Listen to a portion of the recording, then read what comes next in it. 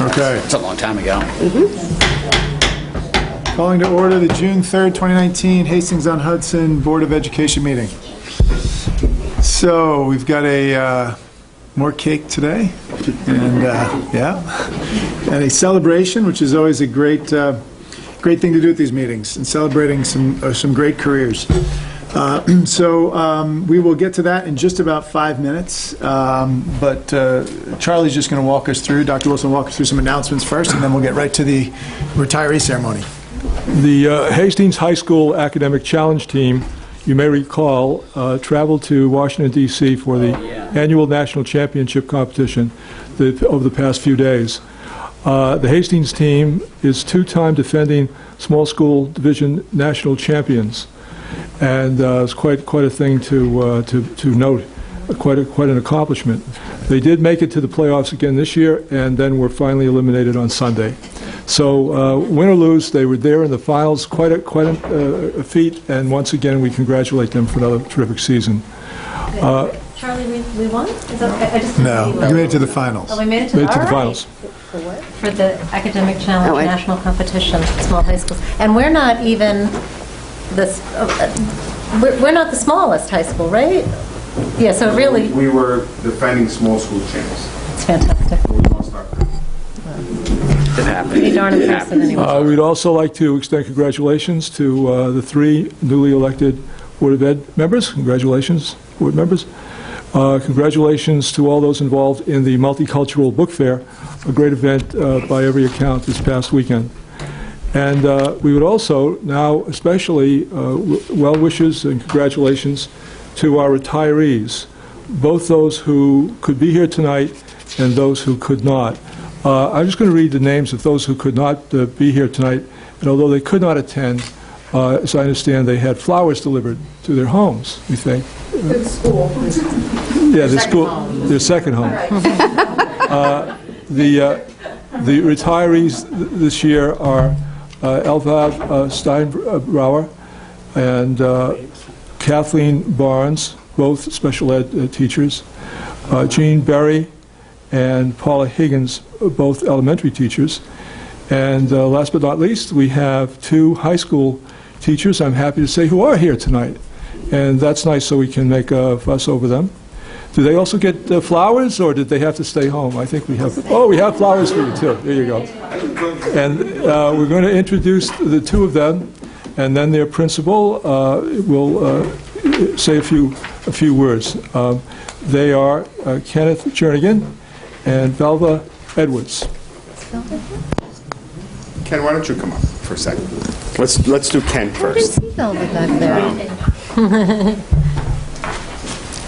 I'm going to try to do this without getting emotional. You and me both. Yeah, good luck with that one. You and me both. Ken is the father I always strive to have, even though he's probably my age. Ken has been with the district 27 years? 28. 28 years. I can't tell you how many lives he's touched. He's not only high school, he's also a middle school teacher. So I send my regards also for Gail. Ken and I have some really deep conversations. We talk about life, and I think that's what he instills. Outside of all of the music skill that he has and all of the students he's made into real musicians, he's really given them life lessons. Ken, you're going to be a person that we will never forget. I know you will be around. He is one of the first people that are here every morning. I walk in here at 6:30. Ken's right behind me. And I can honestly say he goes home a lot later than I do. His room is directly beneath my bathroom. So if I ever want to hear what's going on in Ken's room, I just have to go make believe I have to go tinkle, and I know everything that's happening down in the band room. But he has touched thousands and thousands and thousands of lives. What I would like to do is extend an invitation on behalf of Ken to come to the jazz picnic on June 15th. 12 to 4. 12 to 4. It's a public service announcement where many of Ken's graduates and alumni and so forth will be playing especially for Ken. And that's a gift that they wanted to give to Ken. Ken is a patriarch of Hastings High School. He really is. It was interesting, Dr. Henning Piedmont and I were walking around the building today. She spent the day at the high school. And it's amazing how much Ken was smiling and Miss Edwards was smiling today. There's something about, we hit the month of June, and I think it set in. What are you going to do with all that sleep time you've had? I don't know. I don't know. I think this is the first month I'm just going to sleep, see what it feels like. But Ken is irreplaceable, we all know that, but we wish him the best in his future. I think he made a decision that he needed to spend time with his family, and that's a decision that we must all respect, and we think it's the right decision. Ken and I started talking about when it's time for me to retire, but not yet, Ken. Not yet. Not yet. So congratulations, Ken, well deserved. Thank you. You have taught me a lot, brother.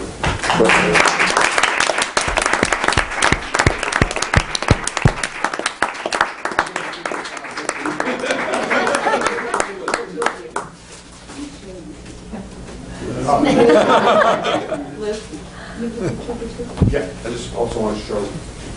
The journal. The students put together a book for The journal. Oh, that's the fantastic. journal. Spelled J-E-R-N. I want to read one of the quotes, or one of the things that someone wrote. It says, Jernigan, honestly, my favorite memory of you is you calling me B. Whenever you saw me in the hallway, I was always so grateful that you were so very friendly and loving toward me, especially because I was new to the school and moved from out of state. Your soulfulness for important conversations and food will always have a very cozy, warm, homey spot in my soul. That's true. It's all about food, right? And I appreciate you talking to Little me music. like they were your own children, and how much you really seem to understand and follow the quote that you once shared with us. In class, be the person you needed when you were younger. Overall, thank God you worked at Hastings High School. As I grow older, I find the atmospheres, classrooms have to be the most memorable and important out of everything else from school experiences. And you created just the right kind of environment I absolutely needed after moving here. Thanks for always looking out for me and giving me the warmest, most genuine, and contagious smiles. Ken, I could have written that.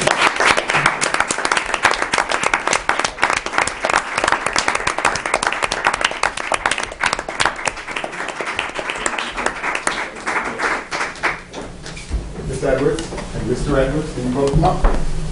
You get to come up too. Velvet and Joe. The reason I asked Mr. Edwards, Joe Edwards, to come up is he just retired as well. Right. Oh, wow. So why not celebrate both of them? Velvet Edwards, Joe Edwards, 40 years married, and they have decided together to retire. Velva was here when I started in 2005. She was had just finished 1 year. She was an intern for us, a career changer, who was an intern in our guidance department, which turned into a full-time job. Velva is the person you go to when you want to stay grounded. The person you go to when you've got some problem you need fixed. The person you need just to talk to someone and put you back in the right frame of mind. And every once in a while, Velva would come out with some saying that I won't say them, I won't repeat them. That you just look at Miss Edwards and you say, did that just come out of your mouth? She is a special person, and I am so thrilled. We had a party the other night that was thrown by her colleagues in the guidance department with over 50 people that attended, many of whom had retired, were retirees, and representative of both the middle school and the high school. So you saw the love there. She has also touched thousands and thousands of students in our school district. So we wish you well. Joe, we wish you well. She's all yours. So glad to have her back.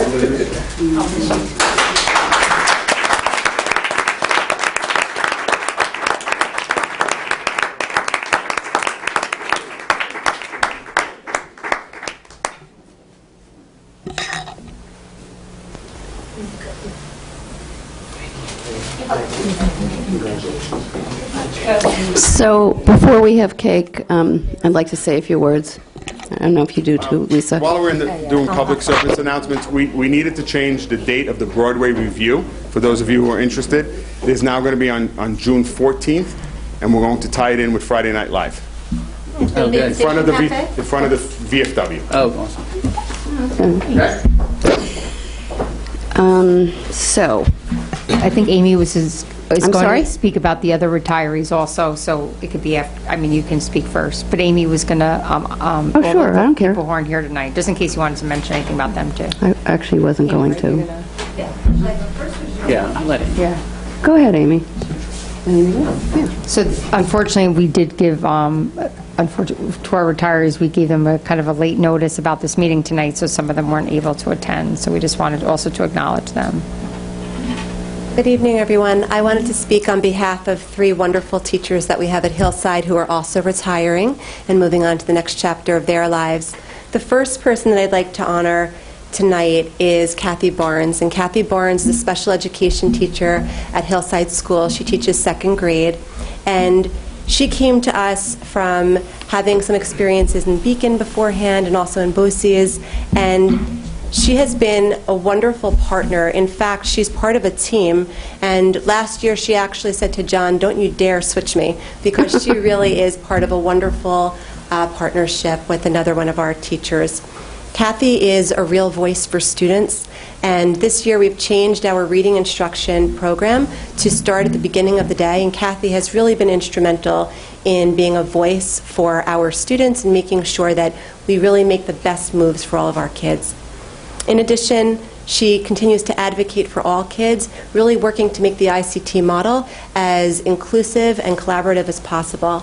Kathy is retiring after 24 years at Hillside, and we are going to miss her greatly. So I just wanted to honor her tonight and speak on her behalf. We could probably clap for her.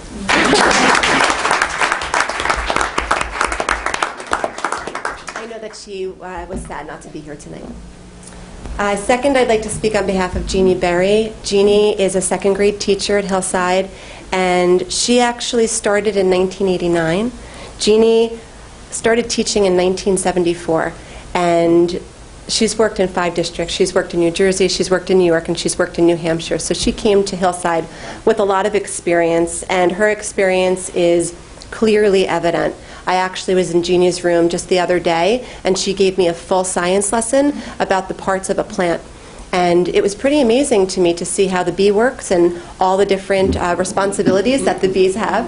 In fact, it became my dinner conversation, and it was amazing to me that my family didn't know either. So, so thanks to Jeannie Berry, we've all been gifted with some amazing science knowledge. Jeannie actually was a 6th grade science teacher, so she has really focused on making learning fun for kids. She believes in real hands-on experiences, and she's been one of the champions of our partnership with Harvest on Hudson, getting our 2nd graders over to the restaurant to really be able to participate in the farm-to-table experience. So she's been a wonderful leader for us. In addition, Jeannie is our 2nd grade team leader. So she's worked collaboratively with her team, serving in a leadership role and really helping to move our school along in a positive direction. One of the things about Jeannie that I think is so special is that she talks every day about the fact that she's retiring not because she's done. She still loves her job and loves the kids, and we're going to miss her. Jeannie's been at Hillside for 30 years, and we are very lucky to have had Jeannie at our school for so long. So we could have a round of applause for Jeannie.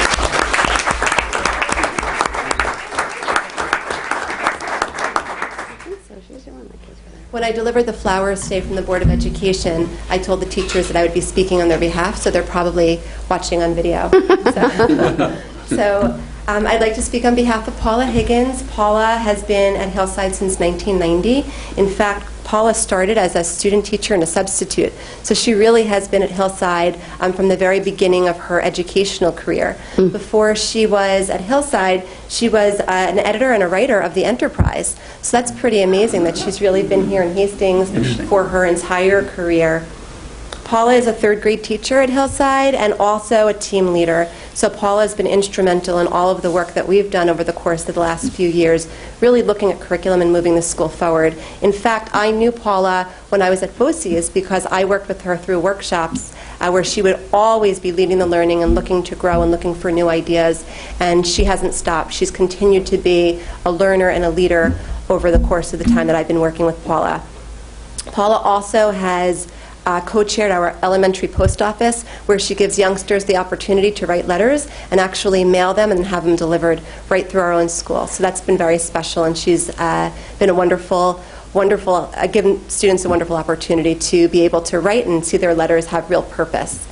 In addition, Paula has been a leader for many student teachers. She's taken student teachers on in her classroom to help show them the ways of teaching, to mentor them, and to give them the best opportunity to grow into the professionals that they're meant to be. Paula has been at Hillside for 31 years, and I know that she's looking forward to retirement, but I know it's not goodbye because Paula is a Hastings resident, so I know that we'll be seeing her. So a round of applause for Paula, please.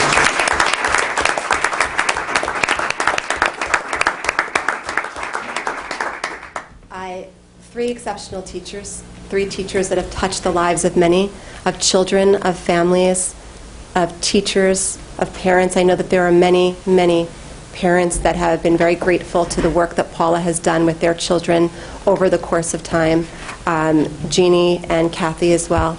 And on behalf of myself and John and all of the staff at Hillside, I want them to know, and all of you to know, how much they will be missed, but how we wish them the best in their retirement, and we know the next part of their life will be a wonderful one. Thank you so much.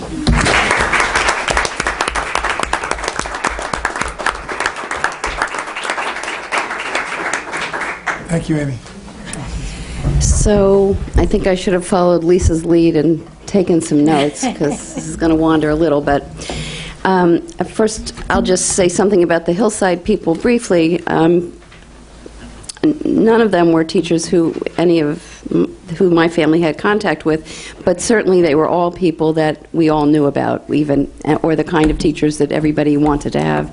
And I think it's always such a loss to the district. I mean, it's wonderful the people who are retiring, but it's a huge loss to have people who've been here for so long, have put so much time in, and have touched so many children. It's like, it's always hard to imagine the school without certain people there, and I think it's a big loss for us, and I wish them well. Velpa and Jern. Okay, Velva. This is going to be a little bit personal, but I knew Velva when she worked in the guidance office as an intern. And as she reminded me, I was on her search committee along with my son Savi when we hired her to be here full-time. And it's been such a pleasure to have you as a part of this district. I should just say that Velva was not the guidance counselor for my own children, but apart from that, I still developed a personal relationship with her, and it was always such a pleasure to come in and see her. Our kids are about the same age, and to hear about Amanda and Candace and their lives and their development, and to share these stories was something I always looked forward to. But in terms of the district, I just want to say that you have given so much of yourself to this district, to so many families, to so many children. And, you know, I sort of, everything I was going to say, really, Lou, you said, and I was at her retirement party the other night, and it was really lovely. And to have your whole family, to have Joe and the girls there was so special. But I think of you as having so much wisdom, and no matter what's going on or what's giving you trouble here, or parents or kids, you could always keep your balance, and you could always come back to keeping your head on straight about what was going on, no matter how crazy or whatever you had to say about it. You're just so reliable and dependable, and you're such a solid source of comfort in that office. And I think, you know, as Jeanette and everyone talked about the other night, I mean, they're just going to miss you so much, and I think the school district is going to miss your commitment and your dedication, your your wisdom that is really needed when it comes to guidance in the high school and guidance about college and working with parents. And I think that's something that is so valuable. And you just, I don't even want to say you grew into your position. You were there in a minute, from the moment you started. And it has been just such a pleasure. And I know, you know how I felt when you told me you're retiring. It's like I couldn't even bear the thought of it. That's why I'm not retiring for another 25 years. So, but anyway, I'm happy and delighted for you and Joe. It's going to be exciting and wonderful, but it's not going to be the same without you in that office. As I walk by, and I always look to see if you're in your room with your door opened. So I love you, and thank you so much.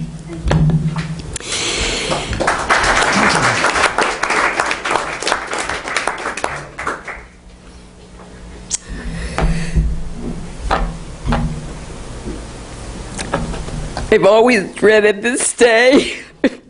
Really have dreaded the day that you retired, Jern, because there are people who are not replaceable. There really are a few in the world. There are a few in this district, and you're one of them. And I know I used to talk to Savi about it, and we used to talk about what was going to happen when Jern retired. I texted him a picture just now, and he just wrote back so sad with his face with tears coming down. I'm really sorry for you guys who have young children who you're not going to have the experience of Ken Jernigan in the high school, because this man is the gift that he has been to our district, that his family has given us to leave the house at, 5 a.m., 4:30, to get home whenever. I cannot even tell you what he has done. It's not just the awards and what he's brought to the district, but what he has given to kids is just remarkable. He teaches every child who takes music with him and who participates in a music class or who plays in the orchestra, the band, the jazz band, what they have learned. I am so thankful to you. It's like I'm amazed at the kind of the music, the perspective, it's the teamwork. And if you've ever, you're not going to have it unless you can come to the Jazz Picnic, which is also one of the most amazing things in Hastings every year, and you'll see it there, because the jazz band is, I think, remarkable. But what he creates is truly a gift, and the way you like to think, it's like, when our soccer team went to the state, it's the same thing as when you have a team that plays beautifully, maybe like the Warriors, we could say, right now. Maybe not. Maybe the Raptors. I don't know. Maybe you know, Lisa. I don't know. But, when a team, that's what he does in every place where he teaches music, whether it's, jazz music or it's a beautiful piece of classical music with somebody playing a solo, like at your last concert, which we left the board meeting to get up to see. It is a gift, what he has given to kids about their appreciation, the impact he has made. He calls them his muffins. They connect to him. They remember him. Kids will come back for this jazz picnic if they can, because he has made an indelible impression on thousands of people who go way back. I just, from the bottom of my heart, thank you so much for giving your heart and your soul to so many kids who will never, you're one of those teachers that they will never forget. And we'll miss the barbecue too, but we'll really miss you. So thank you so much.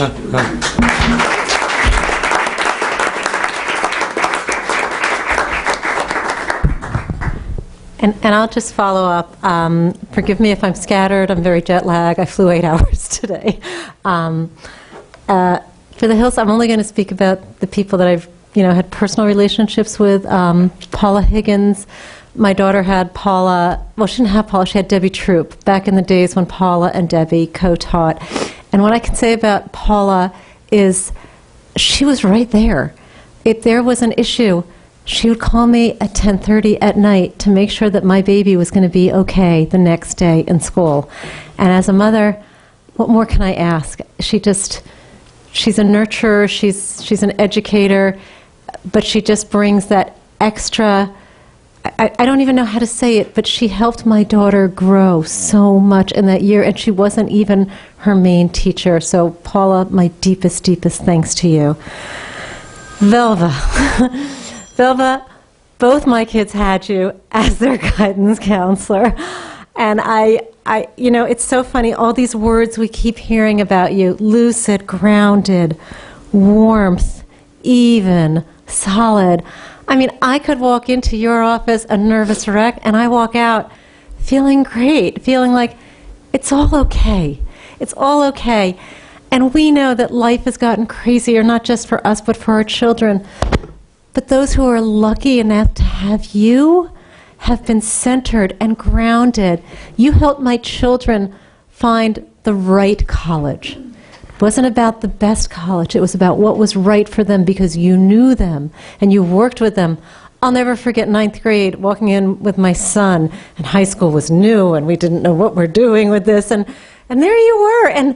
And you just made us feel good and taken care of. And you guided their choices and their learning. You steered my son towards music, and he's a terrific guitarist now with a passion for music. You steered him to music theory 1 and 2. I can't thank you enough for what you gave to my children. And I'm going to look at my notes because, like I said, I'm a little bit scattered. Your deep knowledge, you're such a gift to any child who has you and any parent who is lucky enough to be within your circle. Ken, you make me smile. You make everyone smile. What my biggest takeaway from today is, in a different school, well, I shouldn't say, if you were a different person, we'd be talking about the awards you brought to Hastings High School. You walk into that lobby, there's walls and walls of gold and gold and gold, and it's because of you. But not one person has mentioned that, because that's kind of the bonus we get with you. But you are about relationships, and that's where the love comes from. And you talk about the love, and I'm glad Jody raised up your commute, because yes, you're here at 7. I know, because my daughter was here at 7:40. And you were here till 9, and I know, because my daughter was here. But you invites people to come. He has the jazz band and the steel pan players play out at your church in Fishkill, which I believe is where you live. And when I drive out there for that concert, I'm like, this is a long drive. And Ken does it every morning and every night. You inspire us. When my daughter said, Mr. Jernigan asked me to be in jazz band, I said, oh, Janie, honey, you take on too much. It's too much. Nope, Journey needs me. Journey needs me to be there. And she was in jazz band. And did you have a nickname for her? Of course you did. Bootsy, which unfortunately came from her several stress fractures and she had to wear a boot. But you made her smile. And when she was wearing that boot, that was not an easy thing. I'm just looking at my notes.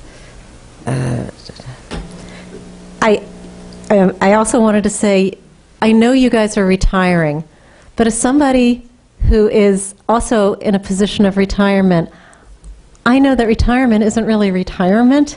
It's a new journey, because I know that Velva and Ken are not going to stop doing the good work they're doing. They're just going to find different ways to do it. Maybe ways that don't get you up at 4:30 in the morning, or maybe ways that let you be with your family more and let you. I know your wife, Ken, has been a very patient soul here, and I know, Velva, you've talked to me about your daughter, and they deserve you. But I know, in the same way that my husband and I are pursuing new journeys so satisfying, that you two are people, 3, Mr. Edwards, that you all are, and I know since you're married to Velva, you share this, you're all purposeful people, and that will be your next step. And I'm hoping, I'm not going to cry, because I'm hoping that I'm going to get to see you guys. And I know that this won't be goodbye to Hastings High School. I know that. And Ken, I know I can't make spanakopita without thinking about you. So, and I'll keep getting it to you. my deepest love and thanks for everything that you guys have given to us.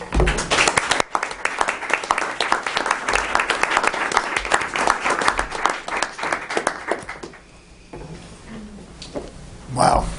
That was, I don't want to say I wish that we could have someone retiring every night, but for all the stuff that the board has to deal with and work on throughout the year, this is the stuff that makes it worthwhile, just these stories. And I'm sorry to say that my children haven't dealt with either of you and experienced you, even at the elementary school. Somehow have missed all of those teachers.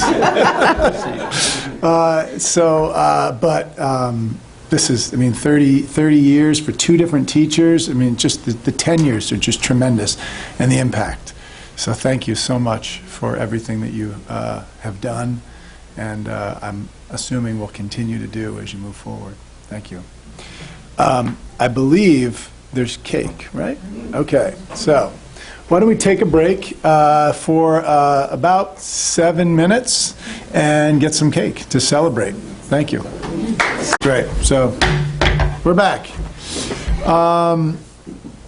So I just want to take things a little out of order. Kathy, you can start talking to it a little bit before the slides. Is that, you okay with that? Or I think it's... Is this our cybersecurity check? Yes. The Oh, audit. great. Great, Yeah. great, great. Our IT audit, cybersecurity was A part of it, Okay. yeah.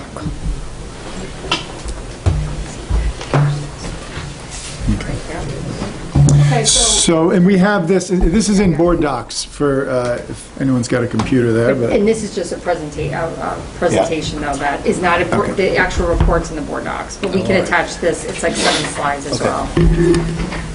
Okay. okay. Yeah. So I'm Kathy Karst from Hume Partners. We do the internal audits. Is there a microphone? It's on video. Oh, okay, there we go. There we go.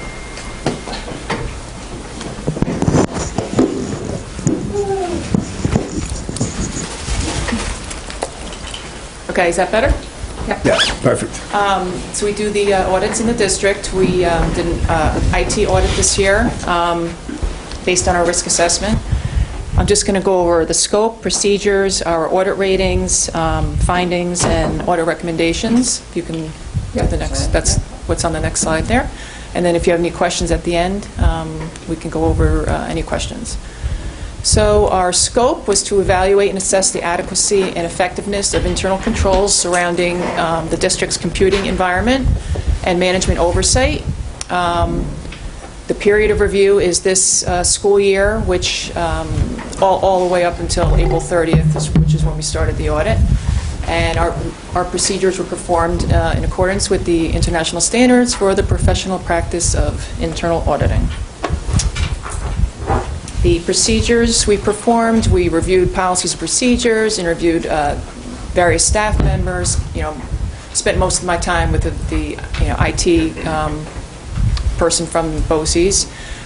We tested and evaluated internal controls we have 8 areas of audit that we look at: strategy and planning, vendor management, business continuity planning, including disaster recovery, IT infrastructure and maintenance, information security, systems development and maintenance, systems operations, and IT governance. When you mentioned cybersecurity, we cover cybersecurity within all those different audit areas, as well as critical systems that the district uses. Next slide. This defines our audit ratings. There's 3 ratings. The highest is satisfactory. That indicates an acceptable system of internal controls, and if there are any findings, they're usually minor or modest weaknesses. Second rating is needs improvement. These findings require management's prompt resolution. And unsatisfactory indicates significant weaknesses in the system of internal control. And there were no unsatisfactory ratings for this audit. So that's a good thing. Summary of our findings. In the 8 areas that we look at, there were a total of 10 findings. 4 rated satisfactory, 4 rated needs improvement. 3 areas, there were no findings at all. So I'm just going to go over the recommendations within each area briefly. the audit report is very detailed. It's like, 15 pages, and it goes through all the procedures and our observations. So these are just our recommendations. The first one, under outsourced vendor management, we're recommending that the district's purchasing policies include a contracting for professional services policy. This, I think we found, was kind of an oversight. There was like a reference to it. We couldn't find it anywhere. I think it's already been taken care of. Well, I had told the policy committee about it, but as it related to something else also. Okay. And because it was like a legally required policy, we made it a finding in this report. Second one related to business continuity, disaster recovery. The district has a plan for its financial system, Envision, to recover, and they test it, and it works well. But the other systems and networks with outside of finance manager, the plan for recovering that has not been documented or formalized. So we're recommending an overall plan be documented and formalized and include all critical processes and services. The third one, on infrastructure and maintenance, is about vulnerability scanning.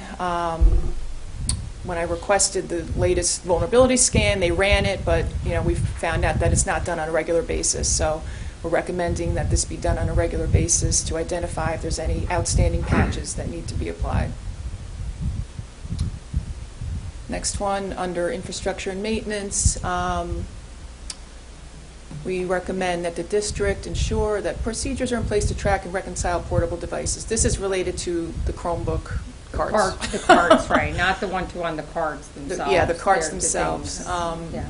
There's a good inventory of all other devices and hardware and software and all that, but it was the Chromebooks that sometimes we weren't able to reconcile who's taken them. Or, I think there is a plan to, I saw in currently the carts that are shared when they're left in the hallways, some days they'll say, oh, there's two missing, and we don't think someone's stealing them. We think either people are borrowing them, but then, because the one-to-one Chromebooks, that is easy because they're tracked to individuals. The shared carts, but part of what we are doing is putting the carts in the classroom with the middle school next year, so we think that's where we were finding we weren't able to reconcile the carts to the devices. The next one is about reviewing internet activity of employees. So there are acceptable use policies in place, and there's internet filtering content, in place, but there's no active monitoring of internet usage. So we're recommending that on a periodic basis, work with the Lyric to identify, light speed reports and internet monitoring, and just do that on a regular basis. Information security, this recommendation is to make sure that notification of people leaving the district occurs on a timely basis, because when we look through the network users, there was a number of people who had left the district a while ago, and they weren't removed, and it was because they weren't notified from HR or the business departments. So May I ask you, what is our current policy with regard to when somebody leaves their employment, how long their email account remains active? Or is there no policy? Well, that'll come into play at the end, the last recommendation, because there are policies, but there's no regulations that go with the policies. So what is the policy currently? The policy is to ensure that there are these types of procedures, but there's no procedures associated with the policy. So there's a process right now where it's, people are... Right away. The process had been that, if they're currently notified of what the IT department wants, as soon as they're on the board agenda, they want to shut off those accounts. Okay. I mean, that's what I think she's speaking to, that the IT department, when they matched up, there were a few people who had active accounts that either slipped through the cracks. So typically, there's an email sent to the IT department, and because they're not going to check the board agenda to say. But you would try to shut it down the next day after I think they that's leave? what's Yes. happening. Yeah, I mean, I don't personally said it, but I think from the HR and on my side, it would be for people who are part-timers, the monitors. Then Lisa, my office, would, if they're no longer here, she checks it year to year. But typically from the HR department, anyone that shouldn't be on, employees, that's how they do it. Okay. You can go next. Oh, sorry. That's okay. This one is about passwords on eSchool data. There's no complexity or expirations currently enabled within that system. The other systems there are Envision and IEP Direct, and but this one, and I think it might be a problem with the vendor too, that complexity. They didn't. I know we in each person's, we did answer, so in the audit report that's lengthy, we did include management responses. Some of these things were things we had to follow up, and I think eSchool Data currently, the way the software, the company itself does not have that as part of their requirement, where, Right. I mean, Envision, I feel like every other day I have to change it, you know, it's just different, just have those prompts built in. And the last three are going to be about within the IT governance audit area.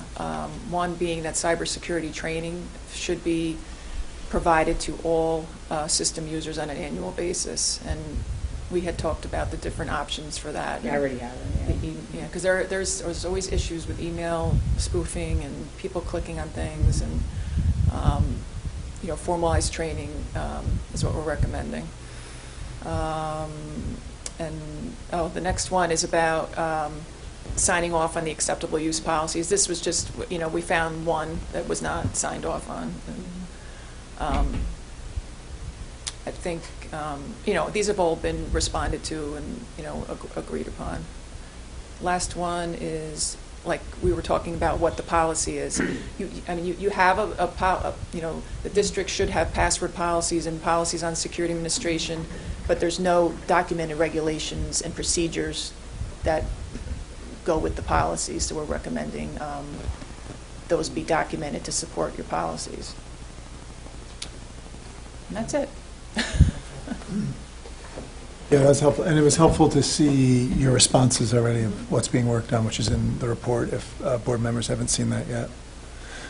So the no unsatisfactory is a good thing. Yes.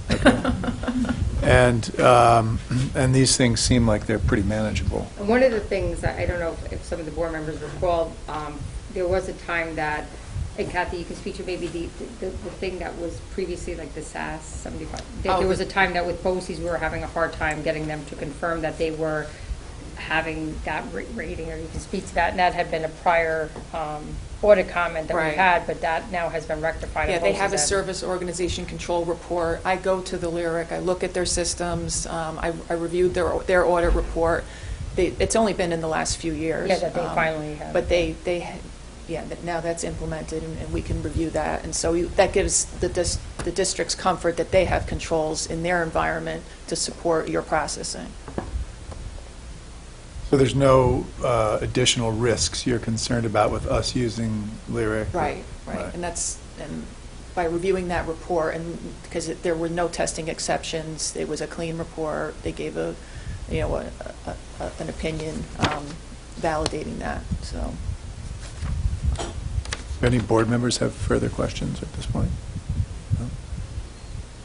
Thank you, Kathy. Okay, thank you. Thanks for coming in. Okay. Why don't we, since we skipped over public comment, why don't we come back to public comment? Does anybody in the public want to make a comment? No?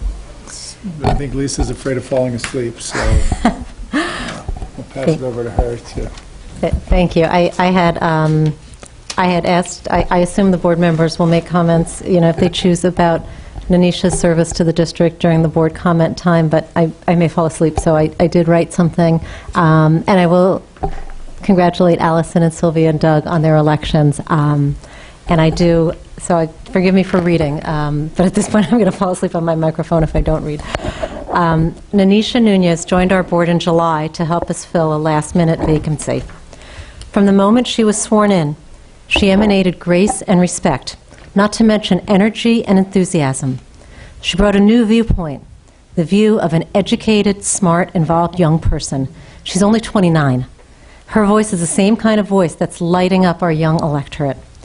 She brought insights into diversity, based not just on personal experience, but also on respected research. Her persistence brought us as a board to discussions of diversity on a level that I don't think we've ever reached before. She took this work even farther as a key member of our diversity committee. Nanisha was all about creating inclusion. She spoke for all children, including those who don't always have a voice. And her work didn't stop there. Her collaborative work on the policy committee has led us to a thoughtful reassessment of our organizational structure, which has been critical as we move forward with expanding our central office staff. Nanisha also brought us her deep knowledge of education, being a public education teacher right here in the Rivertowns and Ardsley, a district routinely recognized for its academic prowess. She also brought a deep knowledge of special education, holding a master's in this area. As an example, her voice was critical in helping us to understand the importance of having consistent aides in our integrated co-teaching classes. And in her graceful, respectful, and intelligent way, Nanisha was a fierce advocate. She advocated for continued transparency and public engagement. When our public comment period was finding itself in the later parts of our meetings, sometimes 2 hours after the start, she researched. She spoke with parents about what works for them. And her input helped the board commit that public comment will always happen in the first half hour of the meeting. Maybe today we goofed, but it was a celebration. And she brought us forward-thinking ways to create even greater transparency and community engagement. As an example, she shared a working model of an online comment portal for community members who can't make it to a board meeting. I hope the board follows up on that. She advocated about the importance of keeping Spanish as a class at Hillside for a host of reasons, from improving overall academic achievement to creating global citizens who value diversity in culture, language, and background. She even met in her free time with our world language staff to discuss how to restructure and keep this program. And here's what I admire so much. She has a thirst for learning. When she was concerned that the newly passed bond didn't provide enough classrooms, she gave up part of her own spring break to sit in on long technical interviews with potential construction managers and architects, learning arcane terms of art and businesses that were brand new to her.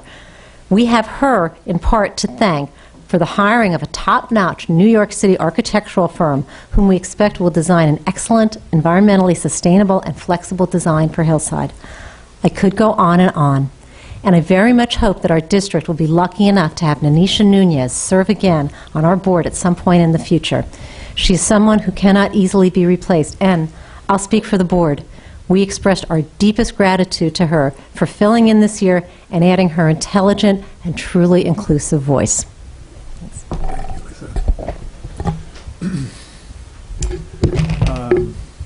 Other public comment? Okay. Okay, so more great positive news. This is a very positive feeling board meeting. I like the feel here. Let's see, let's move on to the dueling conversation, I think, now, and then Lou and you two? You two, okay. All right. Tim, I don't know if you want to kick this off, or you've been having conversations. Yeah, I'm happy to kick this off, and I thank you both for making the effort tonight and coming, and I recognize, it's 8:45 and you're getting your opportunity to speak, so I genuinely thank you for coming out. I think the idea behind this has clearly been a topic that has gained national awareness in a very significant way, and then locally within our schools, both at the middle school and in the high school, it's gained an awareness. I think, and you can correct me if I'm wrong when you're speaking, I think 18, 24 months ago it was something that was better understood by kids than by their parents. I think now we're getting to a place where parents are now much more engaged in it. And as these different issues have percolated in discussions of responses or remediation attempts, or, for example, sensors in the bathroom have been discussed, what struck me is that you have been working on this issue for a year. And so there has been a lot of thought and effort around how do you run the schools, how do you make your schools as safe and effective environment that we can without, having one-to-one marshals with children, right? But my point is that, given that you've been engaged in this for a while, I think it was a good place to get the board and any members of the public that watch this meeting to the same place in understanding where are we as a community with this issue, and no more, no less. Thanks. Thank you for inviting us. So the high school has kind of been, this has been on the radar for the high school for at least a year. I can tell you that the intent of e-cigarettes or juuling, I mean, the term that the kids use is juuling, and that encompasses all types of e-cigarettes, vape pens, and so forth. So, for this conversation, let's use the word juuling as this all-encompassing.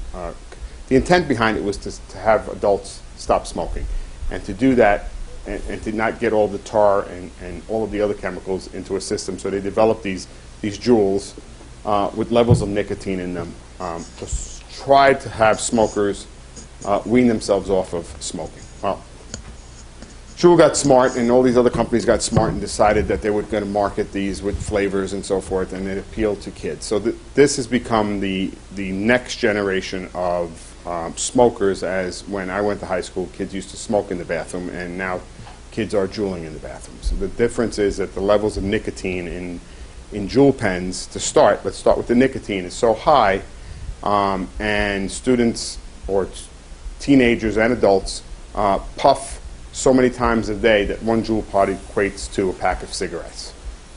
So it is very, very addicting, very, very, very dangerous. That was the beginning of Juuls. Now it's evolved into what can we put into our vape pens. It's not just the nicotine juice. It's THC, it's CBD, it's wax, what they call wax, which is a concentrated form of THC. We've had instances where we've had the police go out and test some of the things that we have found in the high school, things laced with pesticides and codeine. So they've sort of raised the bar, to say. And those pods purchased locally. Right. Sure. So in any small merchant store, you can buy all of these things. You can go into Dobbs Ferry. There's a pretty elaborate smoke shop. Even the Dobbs Ferry. THC pods. Correct. Everything. Yeah.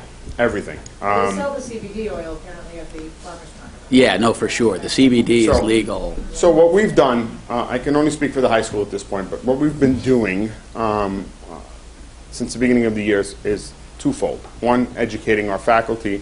We've had presenters come in and show our faculty what to look for, quite frankly, what these devices look like. We've also had people come in and show the faculty and, quite frankly, the administration different ways they can hide it, what they can hide different things in, everything from bracelets to necklaces to iced tea containers, and vape pens that are watches, per se.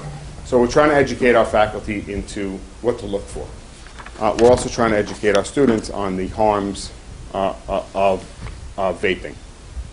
The problem is it's been glorified into something that everybody wants to do. So we started with our family university back in October, where the keynote speaker for students talked about the dangers of vaping from not the juice route, but more the heating element, because the heating element puts out a chemical called chromium, and chromium is known to cause kidney cancer. So that's where we started from there. Maybe we scare them with cancer. So that was some of the education. A lot of crazy Mr. A on the loudspeaker talking about self-respect, what we expect of children, the harms, and so forth. That said, the bathrooms are and were high-traffic areas. So Melissa and I have... They're getting better, though. They're getting better. Melissa and I have made a conscious effort, along with our security staff, to really monitor bathrooms. And our staff members, too. Our faculty members have really stepped up. Correct. When you say they're getting better, is that including the middle school bathrooms as well? Because I've heard that high schoolers are going to the middle school now. Jeremy, And how do we if control the whole a high schooler school? is within a 10-mile radius of the middle school, believe me, we hear about it. So is on very rare occasion that a high schooler would be. Yeah, and we talked about that at our... That information isn't accurate. We talked about that at our liaison meeting this afternoon, or this evening, whatever. That's not happening. I mean, I know on Facebook, on the 10706 page, they talked about high school students now know that the bathrooms in the high school are being surveilled, that they're going to the middle school. That's not true. I can tell you that we have all of our security guards monitoring cameras all day long. So if there are high schoolers going into the middle school, we know about it immediately. I make a joke that when a high schooler crosses the line to the middle school, it's like some buzzer goes off, because we get 6 or 7 phone calls from middle school staff saying that our ugly urchin high schoolers in the middle school, get him out of here. It's like some alien just attacked the middle school. So I find it hard. Could we have missed 1 or 2? Yes, but I find it hard to believe that that's what's happening, and it's not happening. If we go back to the incident that really sparked a lot of this conversation, that happened in the high school bathroom. It did not happen in the middle school bathroom. Vice versa. Right. Yeah. So we're doing sweeps. In that one instance, Believe me, yeah. if I see a middle schooler in the high school, We I do the say, same. "Go We're just back to as the ninth grade." yeah, we're just as active. Yeah, So- we try our best to keep it. So Melissa and I have really, depending on the day, we've really stepped up our patrols of the bathrooms. I can say an average day is 5 to 6 times in every bathroom, every boy's bathroom. Same thing with Melissa, if not more. Our problems have now shifted, I think, a little bit from the bigger bathrooms and the multi-use bathrooms to the single-stall bathrooms, where students are now, we're monitoring because we see, and it seems to be girls more than boys, we're seeing multiple girls going into a single-stall bathroom together. I think boys have an inherent problem doing that on their own. But girls have no problem walking into a bathroom 3 or 4 at a time, whether it's single-stall or not. So we're monitoring all that, and when the security guards see that, they alert us, and we kind of go do our thing. So that's part of it. Other things that we've done, if you get caught juuling, vaping, or anything like that, I know on Facebook, again, they talked about are the consequences different, whether they are inhaling a juice, whether they're inhaling THC, whether they're inhaling marijuana. It's very hard for us to tell what's in the pen. We're not a lab or anything like that, so unless we really are sure that it's not anything but juice, it's usually an in-school suspension to start, and a mandated 3 sessions with our school social worker, who's also a drug and alcohol counselor. So that's a mandate. If we know that it's marijuana, it becomes an out-of-school suspension. Can I ask a question on that topic? I've actually never seen one of these in practice. I have a lot of them in my office. I've never seen one in practice, in use. Okay. And so, with your traditional marijuana and a conventional cigarette and a marijuana cigarette, even if it's a marijuana wrapped in a cigar, the smell is so clear that it's obvious. Does that exist with the Juuls? No. No. All right. First of all, it's a vapor. It's not a smoke. You'll see it if you're ever behind a car. Sometimes you see them. Oh, I've seen it. You'll see that. A big puff of smoke and then it disappears. It really has very, very little smell outside of the flavor. So it doesn't have that marijuana scent anymore. Absolutely so you can't. So that's what I was wondering. Juice, it smells like strawberry. It could have THC in it. Yeah. Okay. But no, it does not smell like marijuana at all. Yep. That's what I was wondering. Thank you. So that's what we're doing. So far, that's what we're doing. So we're planning our next Family University for the fall, also including a lot on vaping. We had a workshop at Ty Sells between the middle school and the high school. We brought him in from Ohio. He came from a different perspective, not about talking about how bad things are, but how not cool things can be. And that was well received. We're working with the Hastings Way Coalition. Those of you who don't know who the Hastings Way Coalition is, there are federally funded drug and alcohol task force for Hastings. They're coming up with a poster campaign that we're putting all around the schools. They just literally delivered this to me today. Our SAD Club is also involved. Students Against Destructive Decisions has a big campaign that we're running around the school. We have a young lady in 11th grade doing her science research project on juuling. She's putting together a survey that's going to be going out next week to all 9th through 11th graders. She's looking at what the perception of risk is, the reasons for use, and recommendations from the student body on how to address the issue. I can tell you we need more help. I'm not going to stand in front of you and tell you that the FlySense vapor detectors or another brand are going to be the answer. I think it's an investment in futility, I believe. Each sensor is $1,000, and I can tell you from my colleagues, the feedback has been mixed at best, with false alarms, students tampering with the detectors. Even the distributors, when we had a consult with them, they admitted that this generation of equipment is not perfected yet. So we really should wait if we're going to invest. And really, if you're going to do something like that, like for example, Rye High School put them in. Rye High School decided to put them only in half of their bathrooms, which, why bother, right? So they're only going to the other bathrooms. Westlake has them in every bathroom, but they have the first generation one, so they're going on continuously. They had to shut them off. So I'm not going to stand here and say that that's the answer, but I think we need some help. Outside of, we've become glorified bathroom monitors. While we don't mind doing it. Important with the kids because Yeah, they like to see us doing it. Kids respect us, Yeah. and they respect the teachers, and I think that they're embarrassed if they're involved. So I think that human kind of interaction and contact is really important. And then we If started. have more human You're more human. support, Yeah. it would be really. I think that's the key. We had one meeting of our faculty organically wanted to meet. We had some people in our faculty, some staff members who felt they want to help tackle the issue.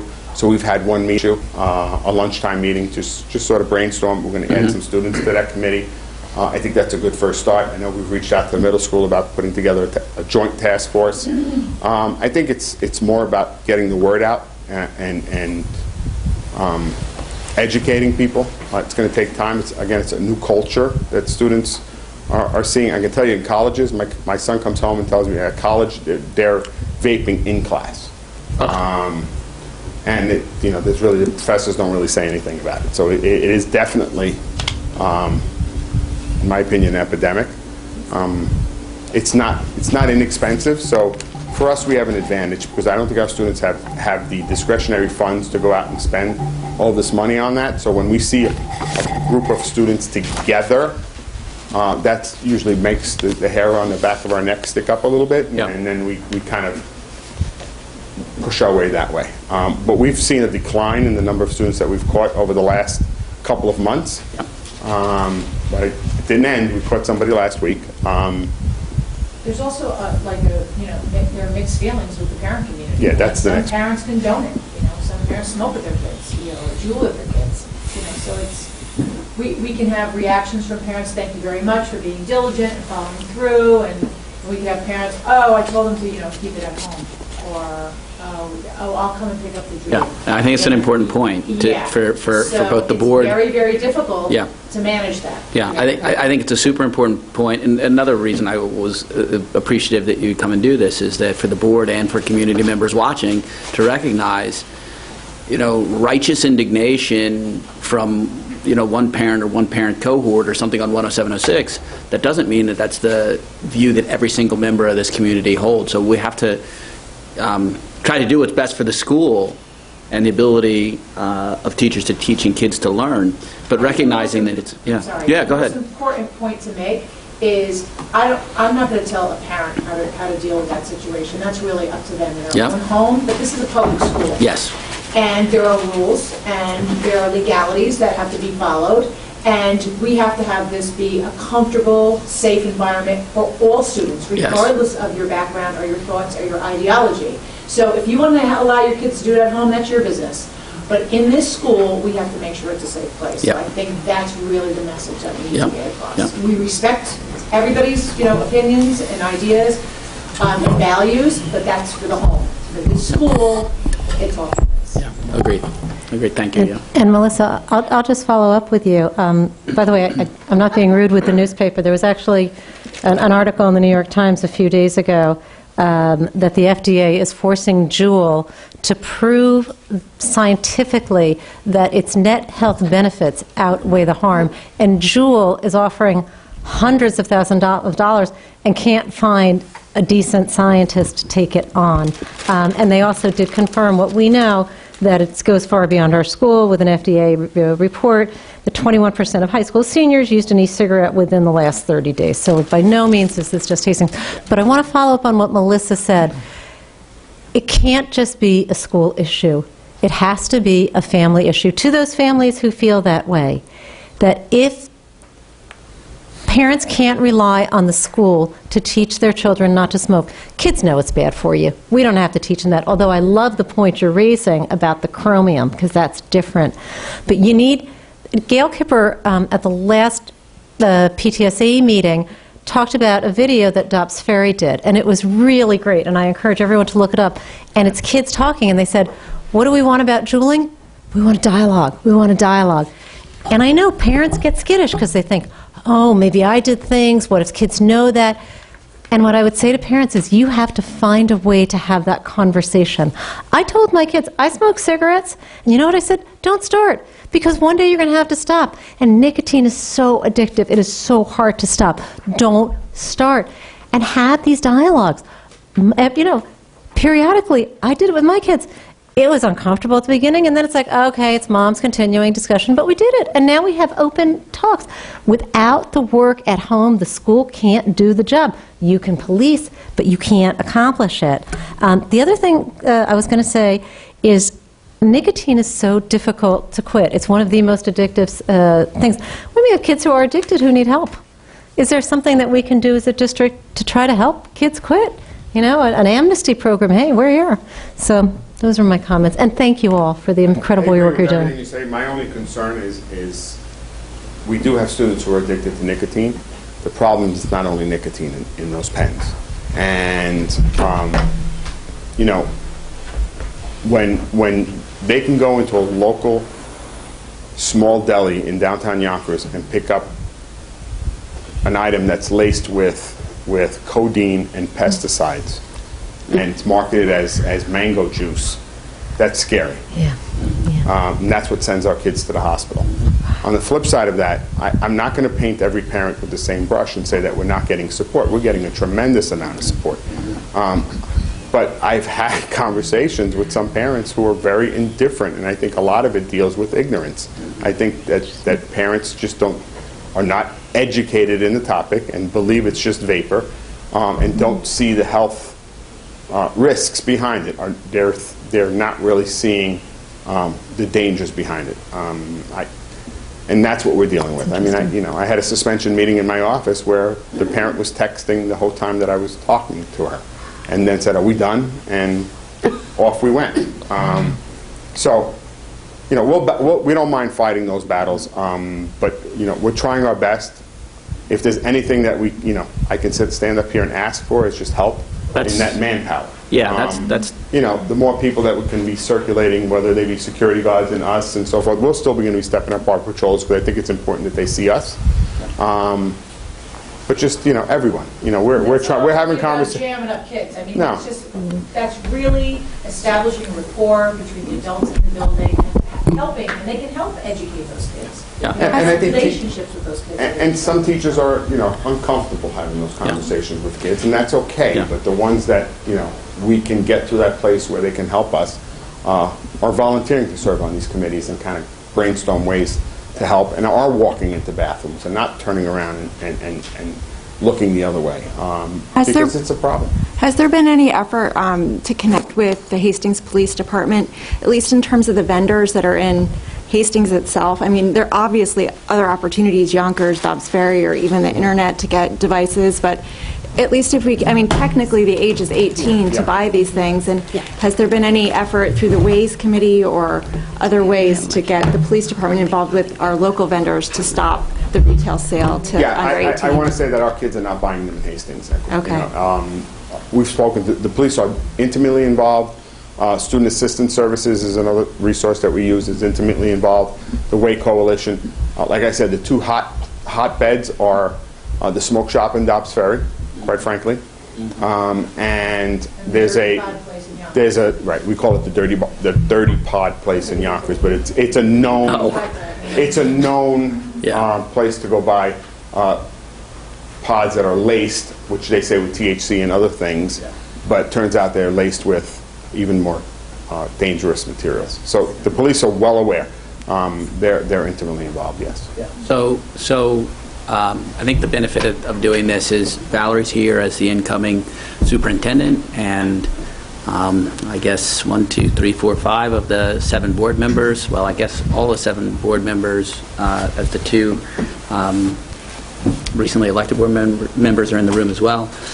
And this should hopefully serve as a sort of a catch-up, as I mentioned, and also a jumping-off point, because as this coalition is up and running, and the coalition is ideally working with the middle school as well, as because if kids aren't, if they're sufficiently scared to not try it in the middle school, you're not going to have an issue in the high school. But we're here as a group together, and so then hopefully the door is open for you to go to Valerie with your asks, and then to the extent that they're financial or need board action, we're here, and so we're sort of moving in that direction, ideally. Yeah. Just 2 observations that I failed to mention is that we're seeing more of the younger kids with the jewels, more than 9th and 10th graders at the high school. 9th and 10th? Yeah, the underclassmen are really the jewelers, more than they are the seniors or even the juniors. So I'm not surprised that the 8th grade is also involved. That's one. The other thing is that about a month and a half ago, the Way Coalition, as part of their federal funding, had to re-survey our students, all 8th, 10th, and 12th graders. Yeah. So we'll have those surveys results by the fall to sort of unpack that, and it included vaping and e-cigarettes as part of, including marijuana and alcohol, as part of their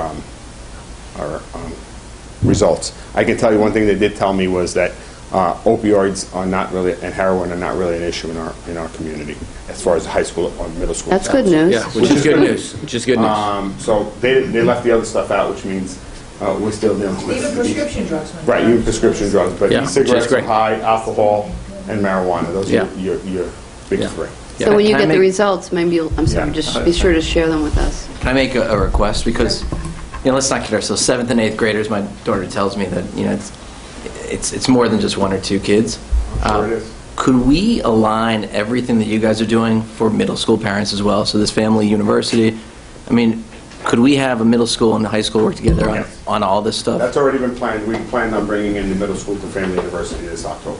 That's great. Yeah, so That's we're good. working with- And we're working closely with them. Yeah. Jeremy, I think people need to understand, this is like a new thing for the middle school. Like, we've been dealing with it really heavily this year. It kind of infiltrated last year. I think it's just starting to infiltrate the middle school, like this past few months, where there are more incidences and participation and that kind of stuff. So, it's a work in progress, and we've already started working with Gail and Chris on trying to align But your point- everything. Your point is a good one.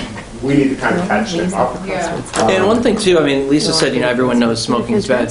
I don't think a lot of the kids see this as smoking, and I don't think they realize that Not a lot of it's people don't bad. see that. And I think that's when I say ignorance, that's what I'm talking about. I think people don't think it's a big deal because they say it doesn't have the harmful chemicals that are in it, but in actuality, they really do. Yeah. And it's just the heating element alone is enough. Should scare people. It has nothing to even do what you put into that tank. So it's simple science, right? So, but I agree, it's a problem. But I don't want to say it is everyone's problem, but right now it's our problem. So we have to deal with it in our high school, in our middle school. We'll do the best we can. Good. Yeah. Well, thank you for coming in. Thank you. I really appreciate it. I know Valerie has, some experience and thoughts on this as well. Do you? Okay. No experience. No, experience dealing with the issue, not juuling itself. Unfortunately, I can tell you this has been something on the horizon in the Lower Hudson region for the last 4 years. That children have discovered this is their new vice, and it's not just the bubblegum flavored juuling, or it's now an issue of children imbibing concentrated marijuana in the vaping device, juuling device, it's a wax pen that, you can put whatever you want to put into that pen. It's the innovations they make to these tools as well that makes it even more sinister and dangerous. So my experience has evolved, and I actually, with a number of my colleagues as well as administrators in the district, spend a lot of time reading what other districts are doing. That's not a discipline-based approach, because you can't suspend this. Suspensions are not the cure here. Some of the children are treating other issues, whether it is stress of some sort, certain things that may be happening at home. And those are the cases that I think are the more difficult ones to deal with. There are some children who experiment, and they move on. The vast majority of children don't touch this stuff. Vast majority. And what we've also learned is the importance of educating parents and our educators and others in the school about what to look for. So we held, as part of Family University and in collaboration with some of the community-based organizations in Putnam County, sessions where they actually, through a process called, a simulated children's bedroom called Hidden Mischief. Really not hidden. The mischief is in plain sight. So in the simulated bedroom, parents and others can go through and look around and see if they can spot where drugs are hidden. Most of the adults only get maybe about, would you say, a third of where all the drugs or drug paraphernalia is hidden, and places you wouldn't even think to look. That has been one of the most eye-opening experiences, is to know where children conceal certain things in full view. So that's been a reoccurrent event, and we actually added that to the parent university. The other has been working with Dr. Stephen Dewey, who I know has done some work all over the region. He's located in Long Island. He actually shared a very troubling statistic with us, is that he's seeing more and more 8- and 9-year-olds who are addicted. So I think, the education has to be pushed all the way down, and it isn't just a secondary issue. And we spend a lot of time with having counselors and working with community-based organizations, educating children during assemblies. And yes, they're going to the bathrooms. None of those detectors work, not a single one. And we're glad that we waited as well before we invested in those, because we thought, wow, this is going to be great. We're going to know. We're going to be able to get there. Don't even waste your time with those. It is having, feet on the ground to walk around and keep moving through the bathrooms. I don't believe in taking doors off bathrooms, none of that. But being present and going through and being predictable. We also have something else that I'm not sure if it's here, but it's called Anonymous Alerts. It's a web-based system, an app, where children and parents can report certain things. We've had quite a number of reports from students, because it's largely for students to be able to report anonymously something they've seen. Quite a number of them who actually have reported for us, and this is the only way that we've known, that students were actually vaping in class. You could just put this, you have your shirt up to your, nose, and you don't see it, you don't smell it, and it's right in, the teacher is doing what he or she does, and the children are vaping. The only way we knew that was through children reporting it on anonymous alerts. So the principal would get the alert, I get the alert, the SRO gets the alert, and they go right to the classroom, and it's spot on every time. And that diminished because children knew that, somebody is watching, so it doesn't necessarily have to be the teacher that caught them, but their peers caught them, because the peers knew that was wrong. So I emphasize, again, the importance of education, but the ways in which children can let us know, and then they know they don't want that kind of environment. It makes them nervous. Makes them feel a sense of, insecurity or unsafe, that it's an unsafe environment when this stuff goes on. but it's everybody's issue, all schools. And if they say they don't have a problem, it means that they are not being truthful, because they do. All of us are trying to figure out ways to educate, to provide counseling, to make sure that children get assistance, that we're not spending time, suspending them out of school for long periods of time, but in-school suspensions, Saturday suspensions, mandated counseling through consent to discipline as opposed to superintendent's hearings, so that we really get them the help that they need, rather than, as I said, a focus on punishing them. Yeah, that's great. Just to make a comment, Dr. Stephen Dewey was our keynote speaker for Family University. So he was great. I'm also exploring, which I may come to the board with, how many people have taken the 6-hour defensive driving course online? Is it torture? Because you can't get past the screens and you want to go through it as fast as you can? Well, as evil as I could possibly be. When we in school suspend a kid, I'd like them to do something called Vape Educate. It's What's a it called? 6-hour course. Vape Educate. It's a 6-hour online course that students would have to sit through that talks about the dangers of vaping, all the statistics. They can't move forward without having read, and you need to show 80% proficiency on all of the assessments in order to move on in their modules. Or they get to redo that module over again. So that it's very inexpensive. But that would be something that, while students are in my office, because they tend to do in-school suspensions either in my office or Melissa's office,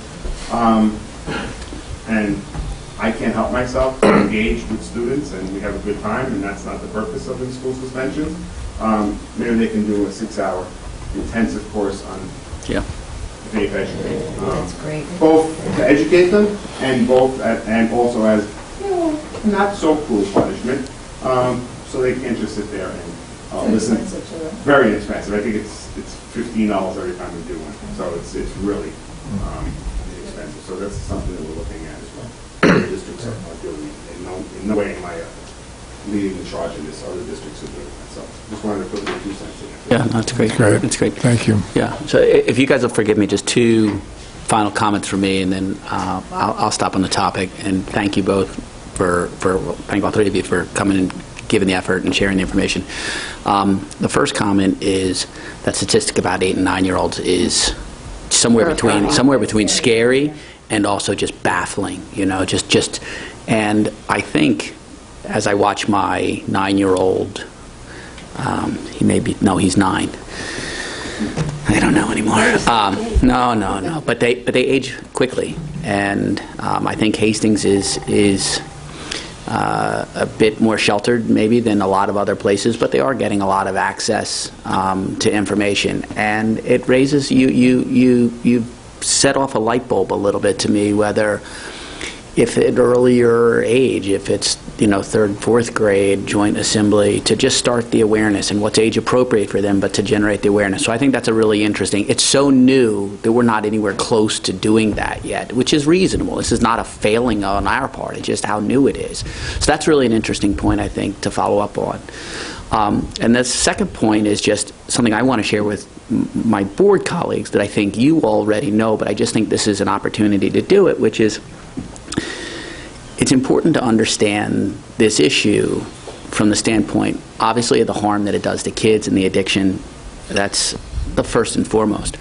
But the second aspect, which has obviously become a hot topic in my home, and you guys know this both well, is that it's disruptive to the classroom. And then if it's disruptive to the classroom with kids wanting to slip in and slip out and slip in and slip out, it negatively impacts the teaching and learning experience for all of the kids that aren't slipping in and slipping out. And I think that that's something that we're need to be aware of and try to address as a group, is that there's the direct health issues, and then there's the, as you've already said before, but the organizational knock-on effects that can be detrimental to the classroom. So I just wanted to share those to leave that point with everyone. Thank you. Yeah, there's a lot more to do here, and thanks for the work you've been doing, and it sounds like we've got some good options to continue to combat this. One quick question. Do you think there should be any other meetings? I know it's getting late in the year, but Should we be trying to have any kind of other meetings with parents? What do you think, Lou? I think we just had a liaison meeting, and for the high school, we've been talking about it. Yeah. So it really wasn't a hot topic in our meeting. So from my perspective, I think it's something we should definitely plan on having more evening meetings, but not, I think, in the fall, to really put a sustained effort into really putting out some I think we should information. plan that for early. I was just thinking about everything that's going to happen over the summer, but And I- like especially the idea of people knowing how to even be looking for, Yeah. have their eyes Valerie- wide opened. I know you're planning, Valerie, to stay on top of this into the spring, into the fall. Absolutely, and I think great opportunities to, to get parents' ears or back-to-school nights, and, student orientations where, there should be like a mandated portion of time where parents come, especially in the ninth grade orientation, and they hear this, and they go through the simulated, hidden mischief, experience, and they hear about the physiological, and psychological effect of liquid marijuana on a child's brain. And Dr. Dewey has, photos of scans, and you can see the impact on the lungs and the brains. It is frightening. And you can't step away from that as anyone, any adult, and say, okay, my child's not doing that.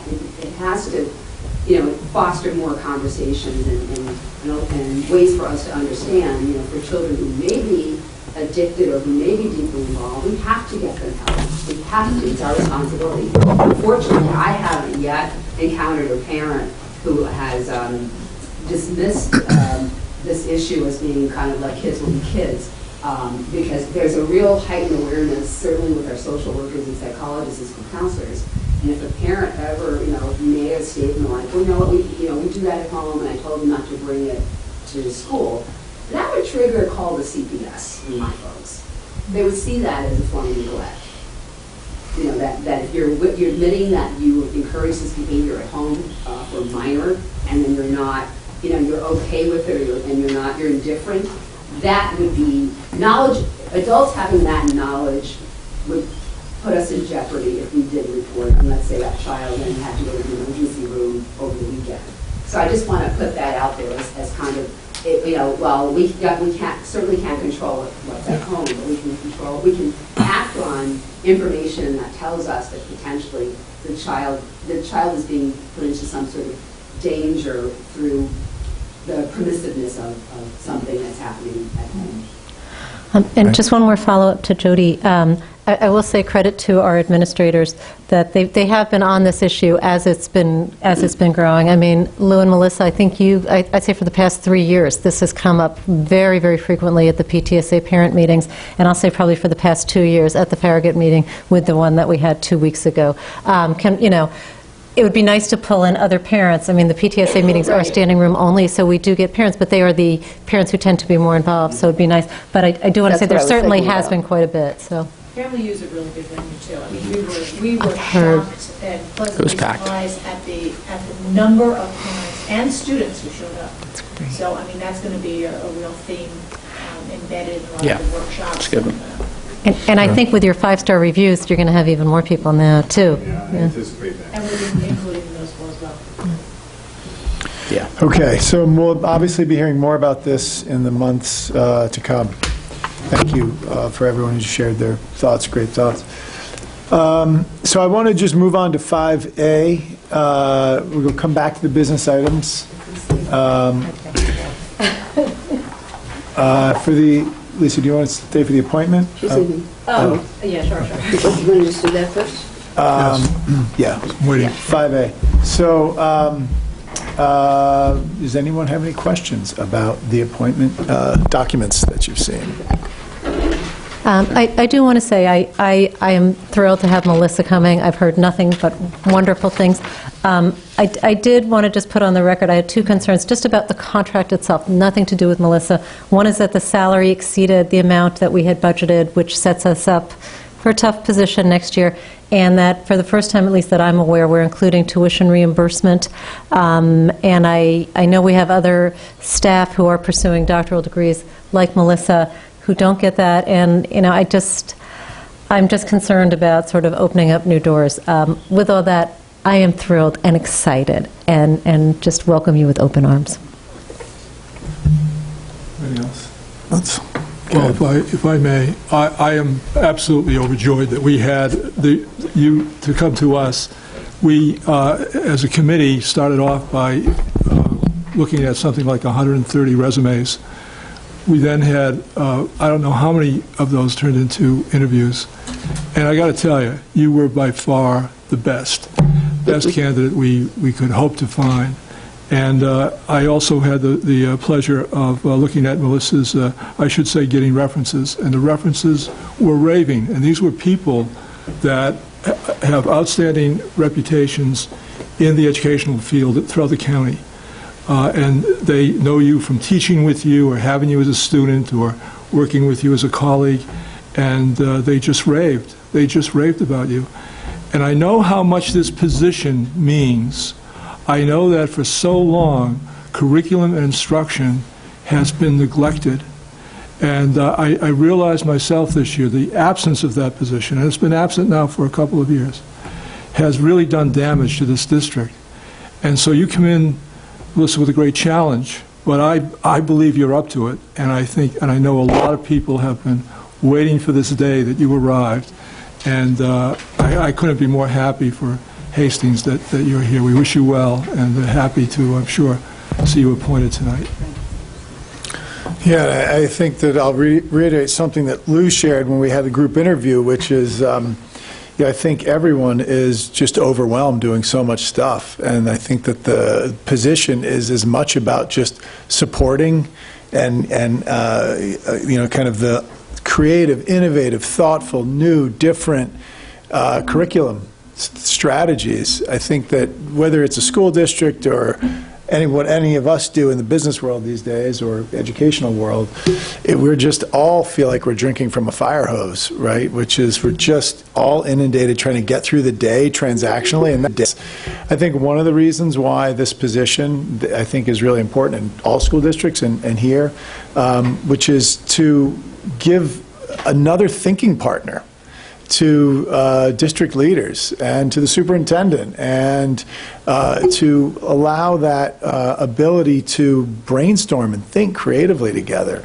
I can just speak from my own experience in the professional world. That collaborative ideation is so critical, and it's so easy to lose that. And so that's really what I'm excited about. And when we sat through as a board and the administrators, your interview, the thing that came across most to me was just your learning mentality and your growth mindset and your desire to constantly put yourself in vulnerable positions to learn and grow more.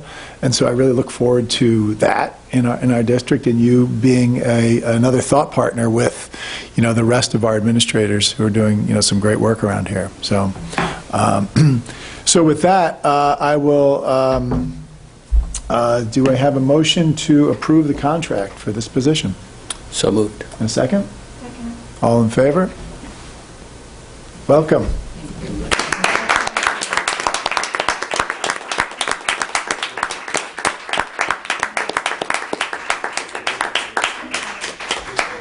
I don't know, Valerie, if you want to just say a couple words, knowing. Melissa has a few words. Oh, good. Okay, and then we'll pass it over to Melissa. I'm just going to excuse myself.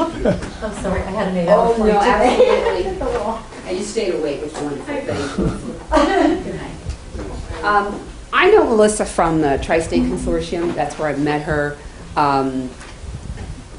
The first visit I had was to Ardsley, which is where I saw just Ardsley as a learning organization really interested in the critical friends feedback from that group and a real investment. And Melissa was there as one of the key leaders in terms of organizing that at a big picture level, at the sort of 10,000-foot view. So while, she spent her time, in some really impressive environments in Chappaqua and obviously in Ardsley, and she's in a really outstanding leadership program at Fordham, and has been through the Bank Street Future Leaders School Leaders Academy, which I have two teachers who were that you know about as well, who have gone through. It has an incredible reputation for being a place to groom instructional leaders. Not just people who will come out, with a leadership certificate, but people who can really innovate and change and can understand how systems operate. and what people in those systems have to do, and Melissa comes with that. We actually were chosen to conduct a tri-states visit. It wasn't one of the ones that was listed, and Melissa was in that group that visited Scarsdale. When Scarsdale's new superintendent came on board, one of the things that they were interested in is really studying the central office and how that office works and who does what, and what are some of the sort of first steps that the new superintendent should take. So that was a pretty high-stakes visit, and Melissa was there. She was chosen by the Tri-States leadership to be there, and that tells you a lot about her. You know, how she looks at schooling, what she understands about what fosters places where children thrive, and how all the pieces of the system have to work towards that goal. So I think that she will be a great partner, here in this district, and not only her, an incredible background as an elementary educator and doing all the things that you would expect, her to do in terms of the time she's spent nurturing and supporting the reading writing workshop model, STEM, very knowledgeable about the MTSS process, which is all about safety nets for children, ensuring that no child falls through a crack, whether it's a second grader or an 11th grader. Just really spending a lot of time, churning in how do we improve school systems, and what are the kinds of things that we do to support all the learners in the school system. So I'm really excited to have the opportunity to work with Melissa and work with the partners, the other leadership team who's here, and I think we're going to be, we're on our way, and I only see great things ahead for us, and I'm just excited to have, that you saw what I saw in Melissa, and that she's here, and we're ready to take that next step. So welcome, Melissa, and thank you, board. So much.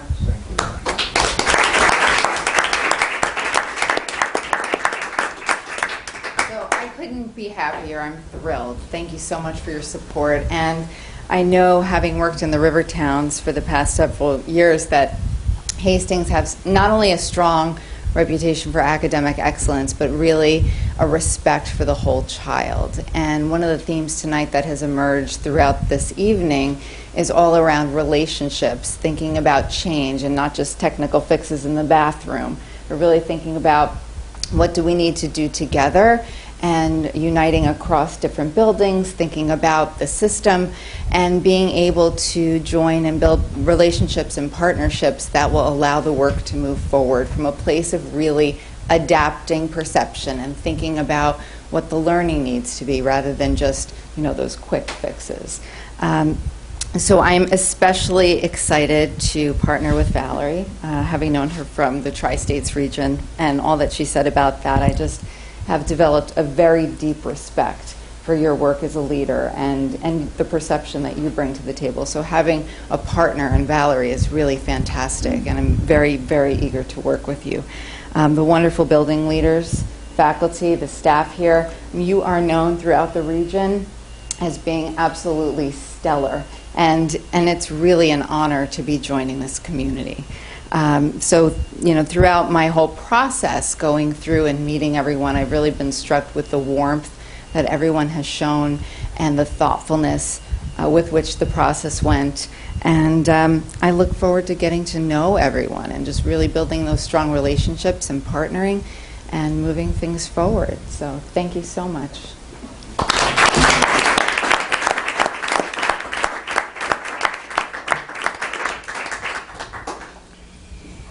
I'd like to thank the principals for being here tonight.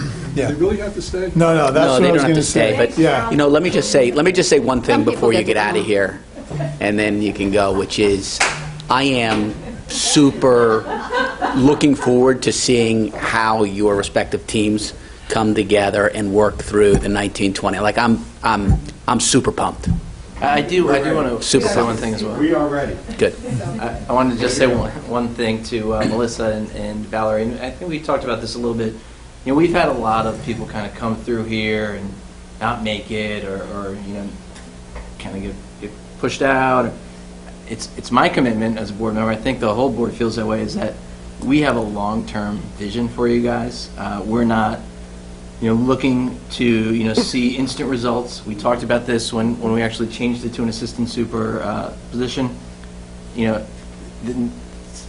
change doesn't happen. Not to your point, Lou, not that we need massive change, but change or progress doesn't happen overnight. And I'm not looking at this as what's going to happen next year. I'm looking at this as what's going to happen over the next 3 to 5 years. And that's the commitment that I'm making to you, that no matter what vocal public presence comes to a board meeting, we have a plan, we have a vision, and we want to help you guys, support you guys to see that through. Now get out.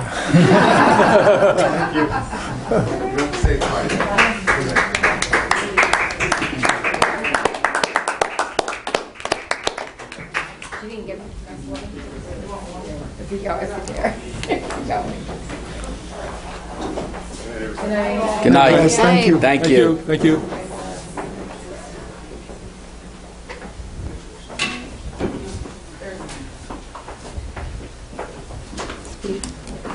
Okay, I think we're in the home stretch here. Let's see. The only thing I wanted to mention, you'll see under B that Melissa's appointment is done correctly there, where it actually speaks to her tenure, the dates that she'll be getting. So we had previously put it under B on the agenda. I just want to make sure that as Right, I saw it was kind of in two spots. Yeah, I'll redo the whole. Yeah, when we that's get to fine. I B, just want to we'll make do sure that, that she sees that, in fact, it does speak to the tenure date. If you, under Personnel 5B, I believe it was number 6, when I initially saw the appointment under A, I was a little bit concerned because it didn't include the tenure dates, which we would have just modified to make We'll sure vote on that it was both, in the minutes. so Yep. that we're, right. So it's an important part of the appointment. And she's here for a long time. She is here. 23. Yes. Does that, do we have 3023? Joseph, I didn't type this, so. Okay, know so what not that's like only, there. right, well, you'll also be bringing the Fountain of Youth with you. There you so- go. All right, That's a long time. So let's make sure to correct that as well. yeah, we'll have to amend that. We won't vote on 3023. Okay, so let's come back to that. I just want to make sure we don't lose 4A, B, and C. As far as the business items under 4A, B, and C, does anyone have any questions? Business items, the reorg date, which is July 15th, 6 PM, so everyone sees that. And then placement for CSE and CPSE. Yeah.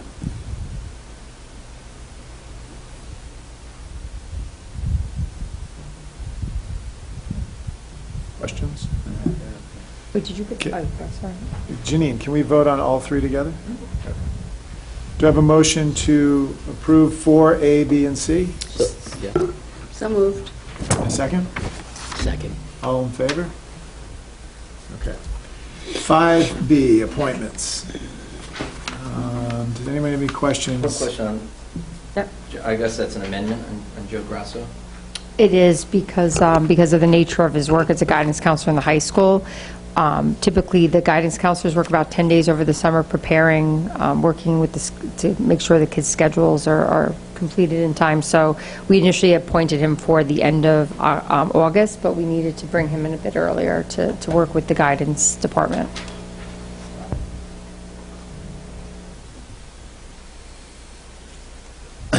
Any other questions before we approve? No?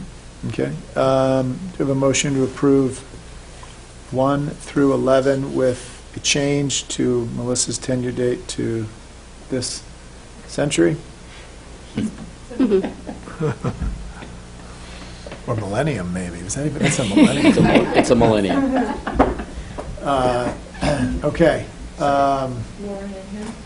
Chair. Second, okay, all in favor? Okay. Okay, approval of minutes. Does anyone have any questions for 3 meetings? The 29th was when we got together to have a Westchester Putnam School Board Association vote, 4 of us, so that was a very brief meeting.